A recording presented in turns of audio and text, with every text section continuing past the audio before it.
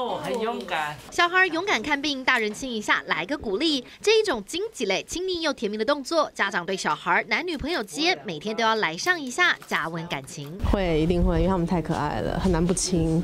对，因为他们眼神就是你看，叫你要亲他。情感来了，挡也挡不住。只是小心这个深情一吻，恐怕轻者吻出感冒、咳嗽，重者有伤肝，甚至内出血的可能。他烧了2个礼拜。